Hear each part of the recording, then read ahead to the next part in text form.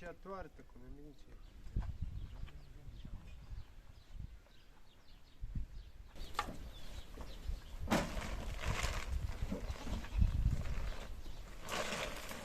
شما کلاس چندمی؟ سوم ابتدایی. بعد قبلا کجا درس میخوندی؟ قبلا هم تو کپر.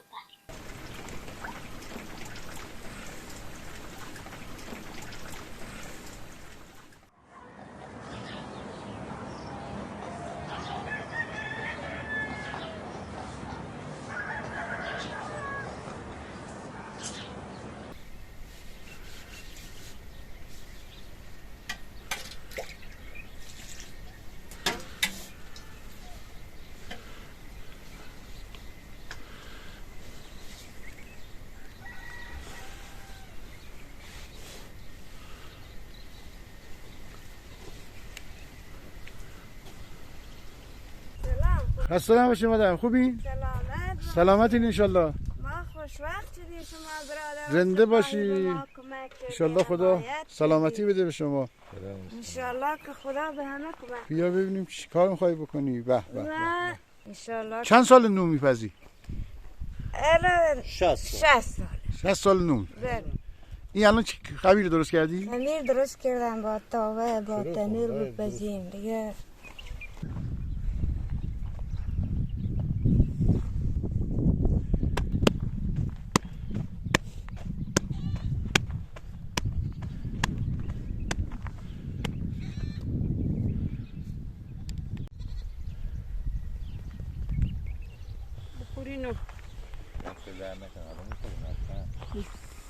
نان گرم.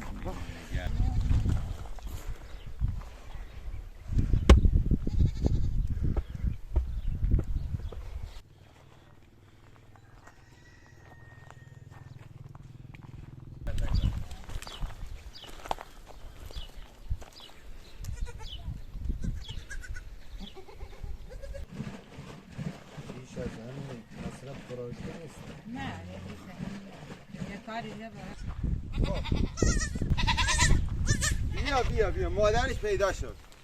وایسا. بیا برو. من نیستم. بیا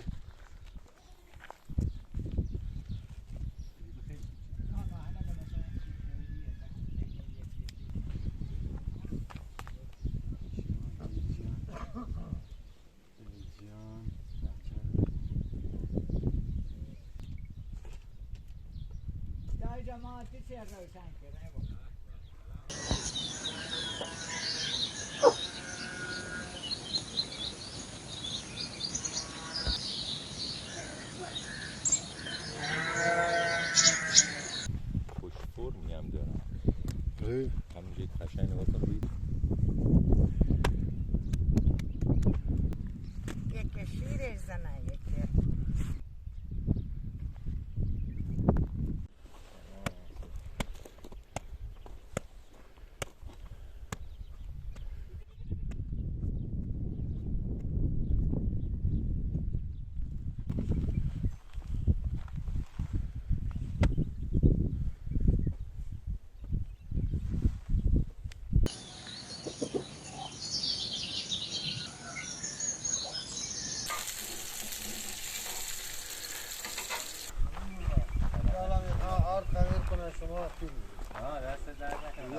خمیر کنی برای نون ها برای نون. سلام خسته یالا خسته نباشی. قربون شما. سلامت باشی. ممنون.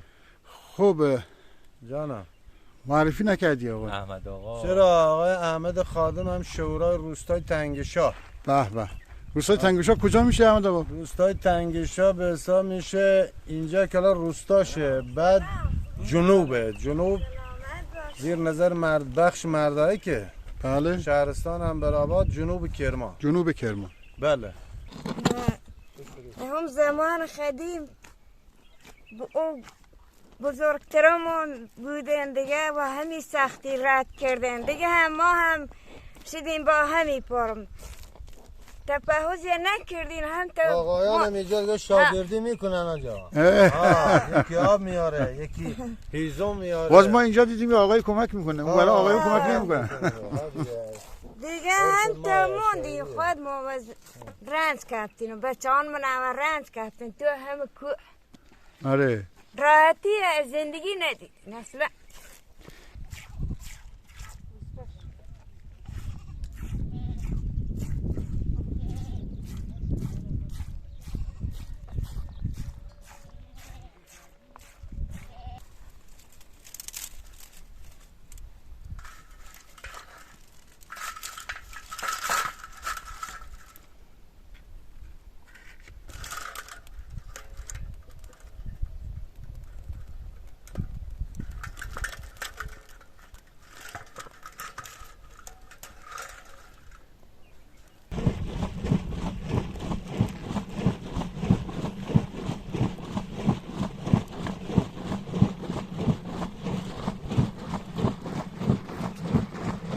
اگه خیلی داشت بکشم عقب کرد نیست.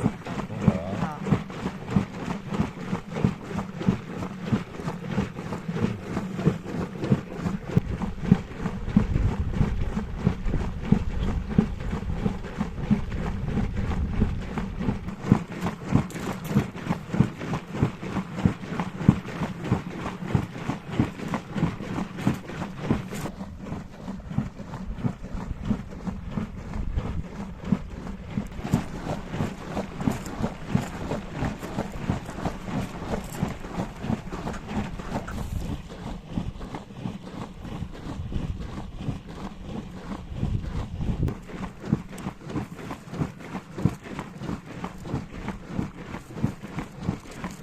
الان مادر من این مشک رو باز چقدر بزنی؟ یه ساعت باید بزنی؟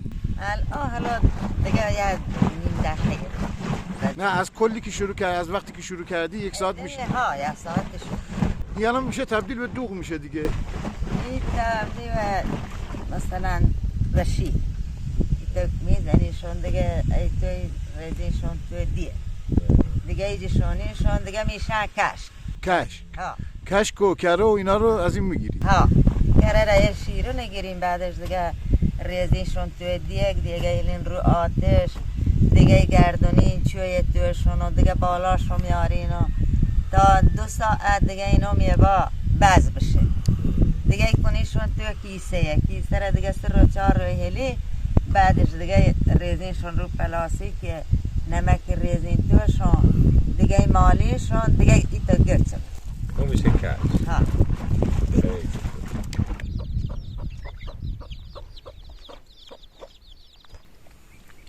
خب اینم از یه صبحونه محلی ناب که بسیار خوشمزه بود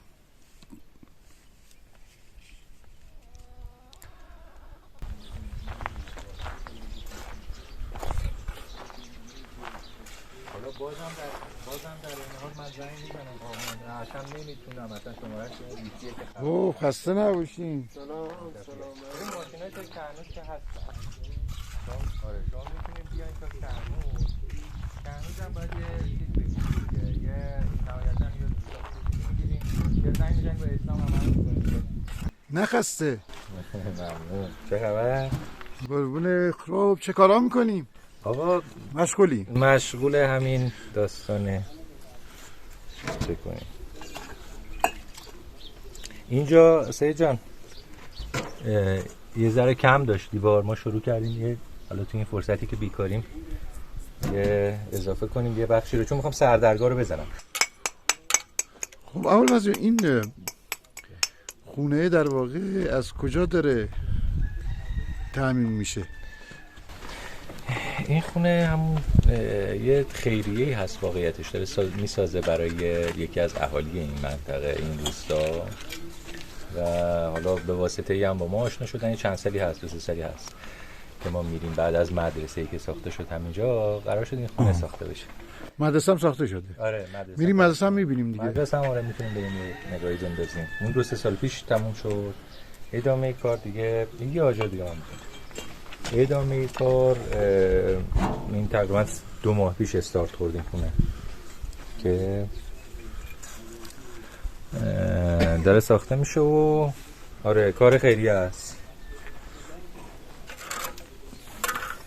بعد گنبدی و در واقع مثل کپر داره اتفاق میفته ولی آره نوع معماریش حالا ما سعی کردیم که خیلی یه چیزی باشه که یه همخوانی داشته باشه با محیط. مسئله بومی تا جایی که میشه در سنگ استفاده کردیم، بقیه‌اش هم حالا برای استحکام بیشترش دیگه از آجر استفاده کردیم و حالا چیزی که من بلدم حداقل، چون دیگه از دست من بیشتر از این بر نمیاد.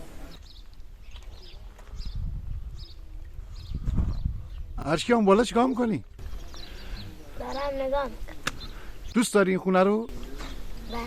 قشنگه؟ بله. مدرسه میری؟ بله. اینجا مدرسه هم ساختن براتون؟ بله.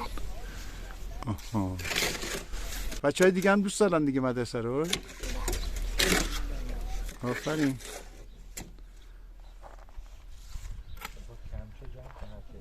اینم بابای ارشیاست که داره به معمار ابوالفضل کمک میکنه.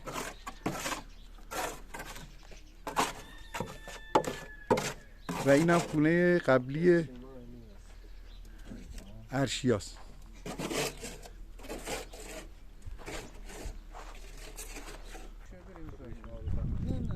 یالا نزدیک کشتیم بله. دیگه میگیرن پوشتونه خورما بیارن با کره شما آها نوش جان. روی جان کنی. قاطی میکنی یا جدا جداه؟ نه جدا. جداه. ها ما سنا دستی درست کردیم برای شتران. بیارش اینجا ببینیم. ها. بیارش اینجا ببینیم چیه. بیا اینجا. اینیه خب بیار ببینیم. شتر داشتیم اینا درست کردیم گردن شتران داره این میفته زیر گردن اینجا روی سینه. بله رو سینه‌ش میفته. اینجا. گلوش. به حساب هم به لفظ حالا دنده عوض میکردیم این تکا میخورد. درست همینطوری هی میرم بازی میکردیم.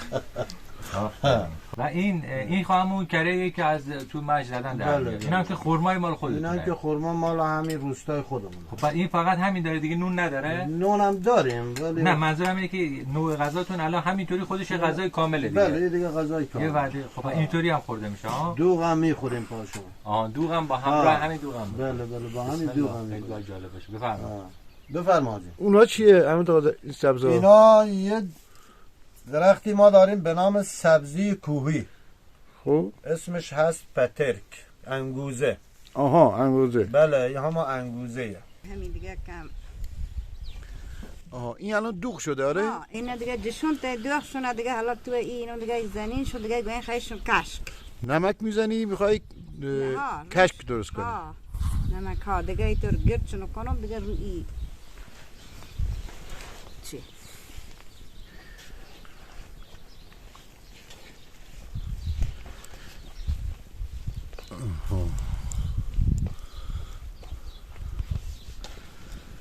ما الان داریم کشک درست کشک میکنیم. درست کنی ها اینیه.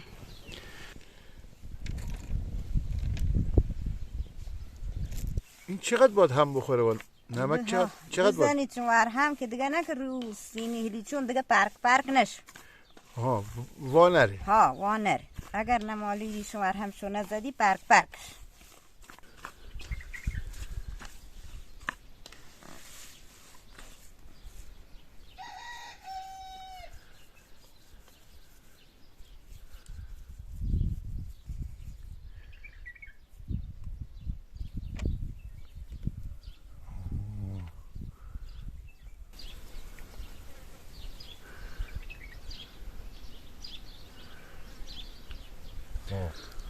تا اینجاش من بلد بودم، بعدش الان نیست. خب ببینم ادامه داستانو میتونم مثل شما. دیگه نتونستی یکی خب نه دیگه. سگره بگیرم. از فردا من بیام یک کد ملی بیارم، کارت ملی بیارم، استخدام میشم اینجا. نه اگه یکم بذاری رو اینجا. بده. خب اصل داستان اون بره. بفرمایید. این چون به هر حال یه ماست و چیزه میشه قشنگ خوردش.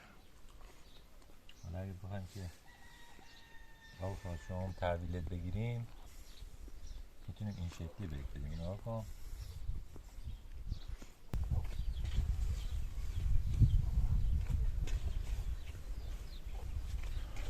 خب به اتفاق دوستان میریم یه خونه دیگه از عشایر منطقه رو ببینیم و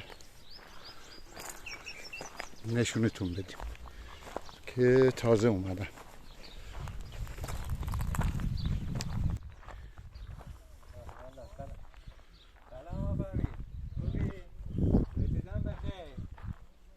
سلام. داستان کوچه عشایر بود که گفتیم یه وقتی یه جای دیگه. آره دقیقا امروز اساسشون آوردن. یه اسمی هم داره، میگن نمیدونم روز اولی که میرسه یه مقدار وسایلشون رو میارن، فردا دوباره گله میارن. اینا یعنی از یه کوچه دیگه اومدن. آره دیگه از کوچه زمستانشون اومدن دیگه توی مرتبه بهاریش. بسیار عالی. سلام. حال شما خوبه؟ خوبی؟ خسته نباشی. چی کار میکنی شما؟ سلام. خدا قوت. هستی رو مگه میشورن؟ بله خاک دارم. آها خاک داره.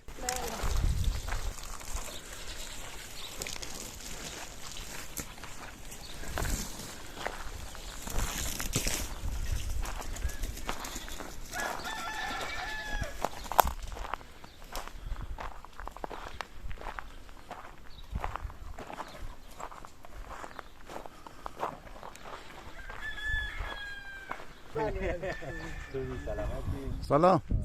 خدا قوت. خسته نباشی. خوبی؟ آفر چی درست میکنی؟ آخر برای کارم. برای گوسفندا. الان کجا بودی؟ از کجا اومدی؟ ما از منطقه عشایری که به حساب عشایر کوچره از روستای پایین ده سلیمان. اونجا کوچ کرده بودیم اونجا. بله زمستان اونجا بود. اسم چیه؟ اسم چیه؟ یه بار گفتی یا بگو؟ سالار؟ ساله بلند. یه بار دیگه بلند بگو. ساله. بخبه چه اسم قشنگی. آقا ساله. آقا ساله هم داره باباش کمک میکنه.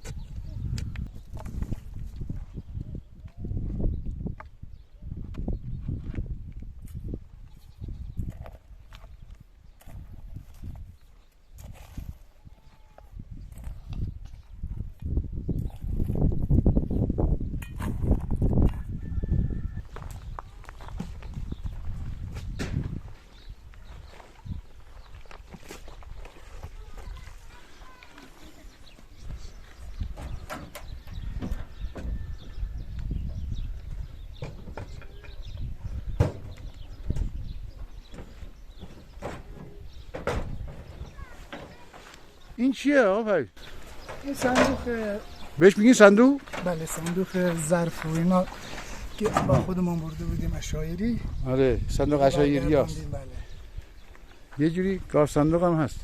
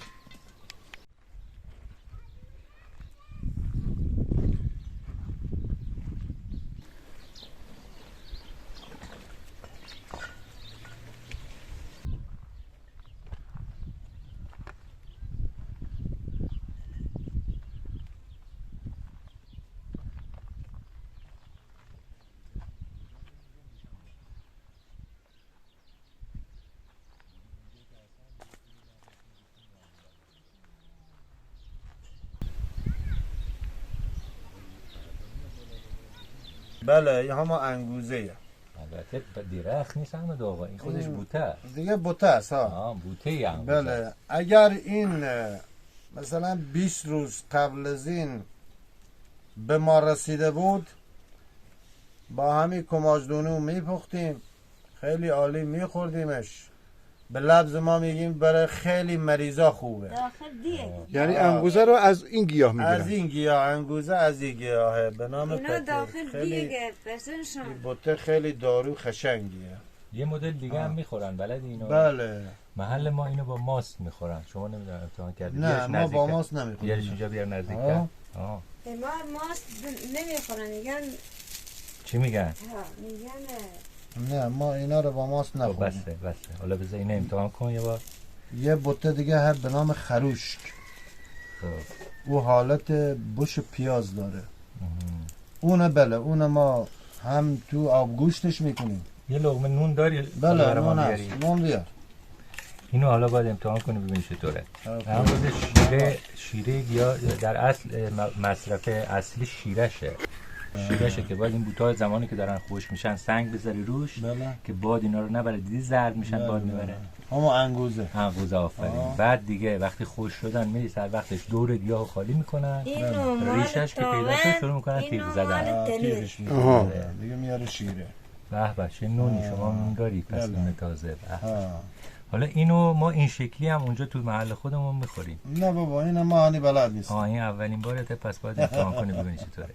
خدا خیر یه غذای محلی توی محل دیگه. یا عرفی نشون ما بده. ما هنو این سلیخه رو بلد نیست. نه اینو امتحان کنی. همون خواص داره دیگه. بله. خوشمزه میشه. عالی. طعم ماست عوض میکنه. نه عالی. ما گوسفند میدوشیم با هم پوست خود گوسفند دیگه رنگ میکنیم. یا درختی هست از اون دیگه از این کوچاش میکنیم دیگه میجوشونیم پوست گوسفند رنگ میکنیم. اینو میرسونن دیگه شیره را میجوشونیم مشکی ماستو بهشون. میکنیشون تو اون پوست گوسفند دیگه میزنیشون. بعدن زدیمشون دیگه جمع میشه مسکرشون دیگه تکشون میاریم کرشون دیگه میکنیشون توی ظرفی دیگه با خورما یا نه میخوریشون.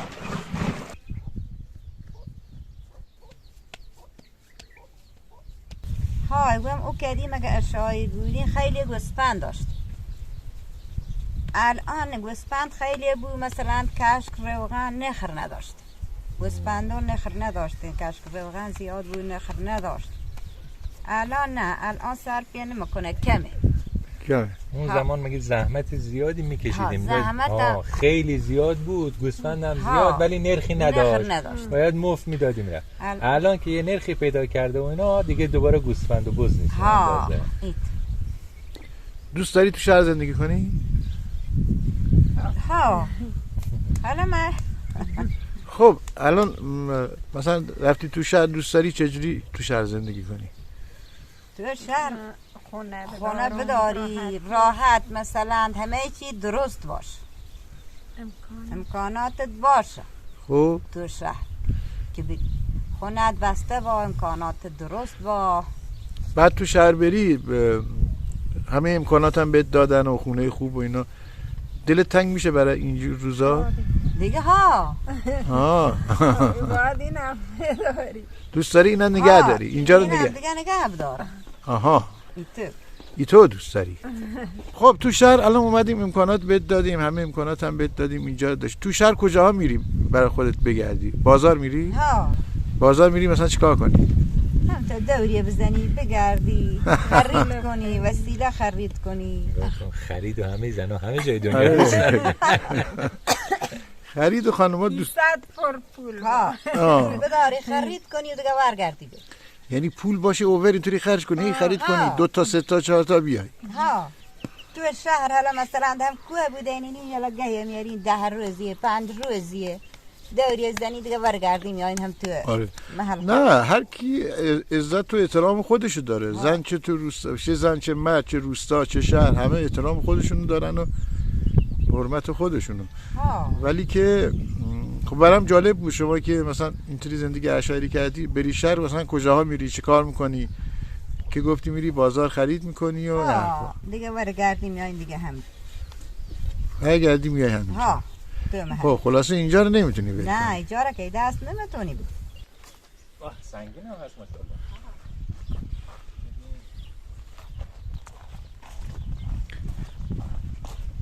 این بالا خب بیا. این برای اینه که مگس نشه روش ها.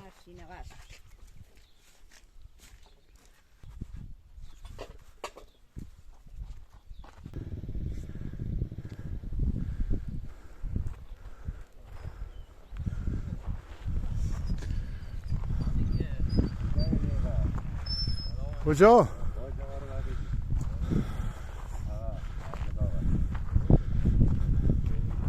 آقا نظر کجا رفته بودین؟ سلام. کارت گو با اینا خوبی؟ چه خبر؟ الحمدلله. آسه خوبی؟ الحمدلله. معرفی نکردی؟ دیگه صاحبش دیگه از اینجا به بعد دیگه من نیستم. سید که میگفتم مسئول خیریه. آها. دوست اصلی ما به بله ما که میشناختیم گفتیم بیننده های ما میشناسن. سید باشه این سزای اعمالته که دیگه نفس باشه کار خیر. به یاد اون سری. کار خیر بکنی. همه بدبختگی ها آوارگی ها در به دریای ما همش پای توه.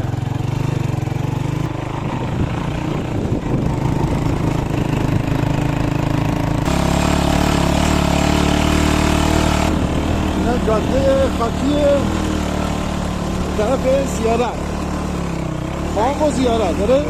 آره از تنگشاه تا زیارت که اون واقعا بین راهمونه تو مسیر.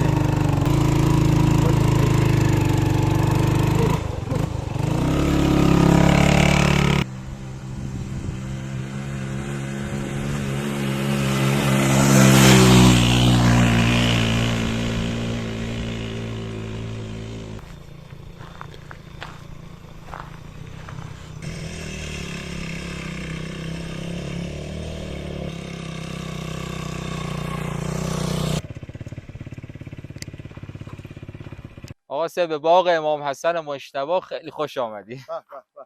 حدوداً 3 هکتار زمینه شامل 2000 تا نهال انگور،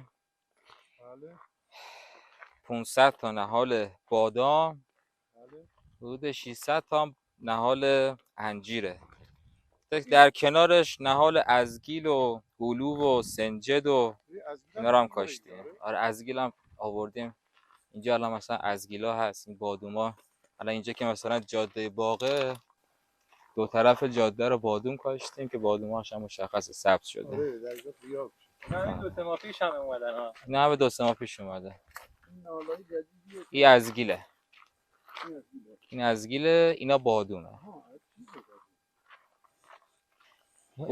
اون استخره، اینم که پنل خورشیدیه. یعنی برقشه با خورشید. با پنل خورشیدی. حالا خواستیم بریم جای چشمه هم بریم. این چه درخته؟ این درخت بنس.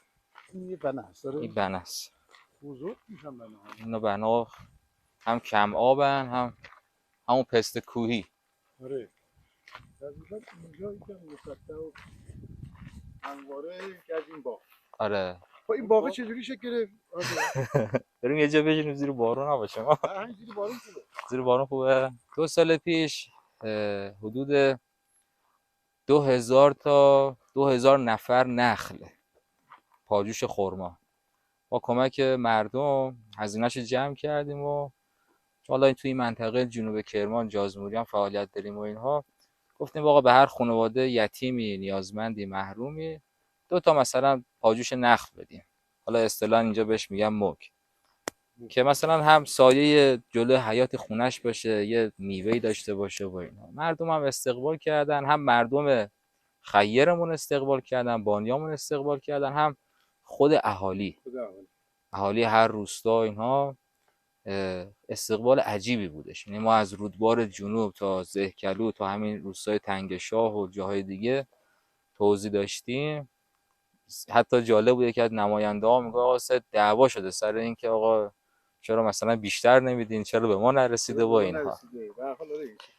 بعد این یه شوق و شعف خاصی تو جون من انداختش. از این جهت که حالا ما مثلا امسال 2000 تا نخل کاشتیم، چی میشه مثلا 100 تاشو توی یه زمینی میکاشتیم، توی یه زمینی میکاشتیم که حداقل یه نخلستانی باشه، یه جای ثابتی باشه با یه مدیریت خاصی و اینها. به این گفتیم به اون گفتیم تا رسیدیم به اینجا، به این روستای تنگشا. به آقا اسلام خادم گفتیم و اینها، با خودشون که صحبت کردیم پیشنهادشون مثلا اینجا رو بحث نخل بود و دیگه ارزم به خدمت شما کشاورزی‌های قدیمی که داشتم مثلا زراعت داشته باشن، هلو بکارن، ارزم به خدمت شما که این چیزا رو بکارن. این پنل خورشیدیه که با قدرت خورشید برق تولید میشه و حالا دستگاهایی که داریم واسه آبیاری قطره یا اینها. بله بله بله، اینا دیگه چیزای جدیدی اومده که امروزی که حالا اینا خودش دور قصه و داستان خاص خودشه داره. اومدیم اینجا رو دیدیم و بررسیش کردیم دیگه، تو فکر و ذهن من بودش و اینا که یه همچین کاری انجام بدیم. این زمین اینجا 3 هکتار مال 4 تا برادر بوده. من به آقای اسلام گفتم آقا با این 4 برادر صحبت بکن، زمینو وقف بکنم به نام باغ امام حسن مجتبی به این شرط که 1/5 از درآمد این باغ خرج فقرا و ضعفا و محرومین بشه با اولویت روستای خودتون. حالا این چی شد به ذهن ما رسیده شه اینها، خب رو حساب اون تجربه 10 ساله‌ای که من توی منطقه دارم هر سری. پس سابقه رفت آمد داشتی؟ آره من 10 سال اینجا دارم میرم میام. نه فقط این روستا، جای دیگه میرم و میام. همش داریم کمک‌های بلاعوض میکنیم. آقا یخچال بده، جهیزیه بده، آرد بده. دیگه ارزم به خدمت شما که اینا همش با کمک مردمه. یعنی با الان تا به الان هر کاری که ما کردیم، الان مثلا سال 402 رو که گذروندیم، من یه حساب کتابی که انجام دادم کمک‌های مردم نزدیک 5 میلیارد بودش امسال. یکی دو ماه گذشت سر این قصه که آقا اینا این وقف انجام بدن و اینها، که یه قراردادی نوشتیم، حالا متن موقوف وقف نامه هم هستش. ما تعهد کردیم که آقا این باغ رو احیا میکنیم به شرط اینکه 1/5 از درآمد این باغ خرج فقرا و ضعفا بشه، الباقیش هم که مال خودتون هستش. حالا طبق اونم خودش یه برنامه و یه سیستم خاصی داره. خودشون هم سهم میبرن. آره خودشون هم سهم، که خودشون هم نیازمند هستن، خودشون هم این منطقه دارن زندگی میکنن با مشکلات خاص خودشون. اونجا که میبینید اونجا یه چشمه بوده که حالا اونو ما پارسال اومدیم با بچه‌ها همت کردن لایروبی کردیم و کلی شن و خاک اونجا بودش.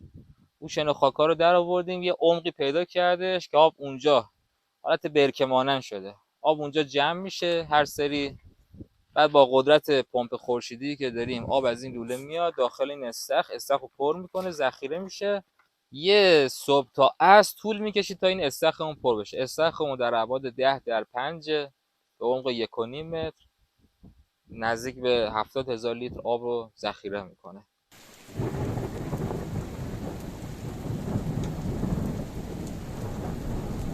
بارون برم بیاد.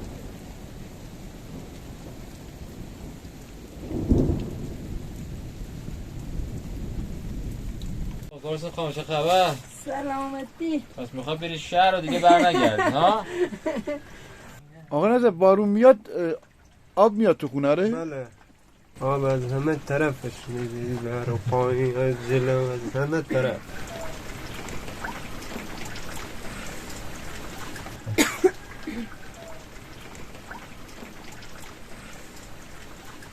همینجا مدرسه میری؟ بله. کجاست مدرسه‌تون؟ بله. این بالا رو تپه؟ بله. خوبه مدرسه‌ش خوبه؟ بله. شما کلاس چندمی؟ سوم ابتدایی. بله. بعد قبلا کجا درس میخوندی؟ قبلا هم تو کفر بود. آباییه که تو روستا راه افتاده، حالا امیدوارم مشکلی پیش نیاره. مسعود اومدش اولین کاری کردش سیاه رو صدا سیاه بیا اینجا سیاه. خب تو دل این کوه و این خونهایی که دیدیم مدرسه چشم نوازی میکنه. اینم از مدرسه روستای تنگشا.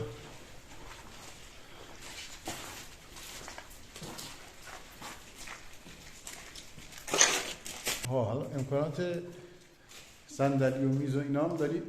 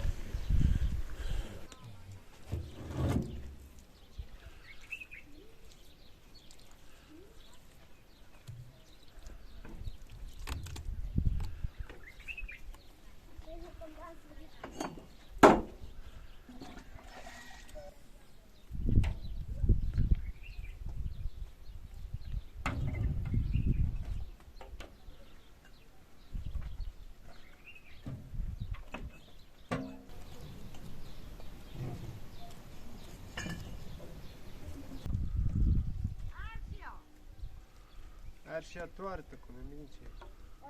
Muluc tuartă.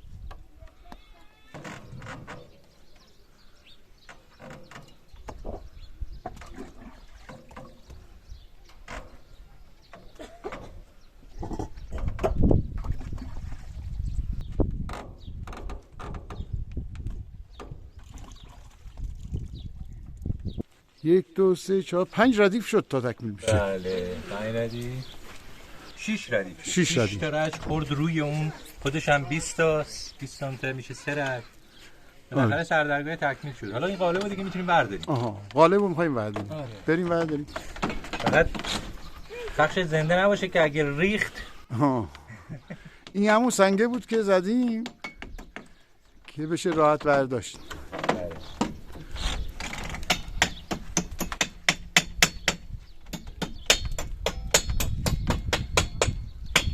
ولی این آجر بغلیش داره راه میره. کدوم آجر؟ این رج. آره. این اشکال نداره. اون فقط برداریم اونو. این اضافه است. این اضافه؟ بله.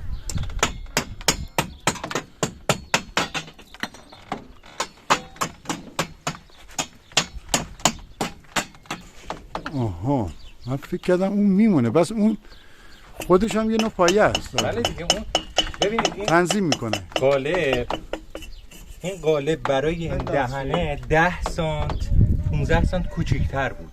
آها. پایه ها میومد اینجا قرار میگرفت. این پایه ها باید دقیقاً اینجا قرار بگیرن. فهمیدم. که آید قوس بیاد روی این. حالا ما چیکار کردیم؟ این ترفندی دیگه این قالب رو به هم نزدیم. یه ردیف آجر چیدیم و از روی آجر شد. حالا اون آجرها رو برمی‌داریم که نریزه پایین. بندازی برای که اون بنداز آقا نظر اینجا. این دقیقاً این قوسه میزون داره. تمام این کار قوسمون تمام. اینجا دوباره هم که پایه‌اش بود اینا رو میکنیم و دیگه اینم پایه‌اش بود.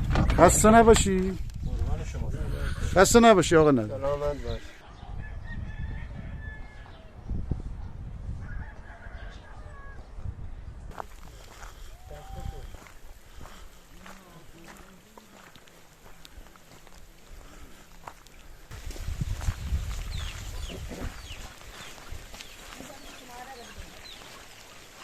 این هم یک روز بارانی در زندگی عشایری که کمتر پیش میاد و معمولا به بارون عادتی نداره.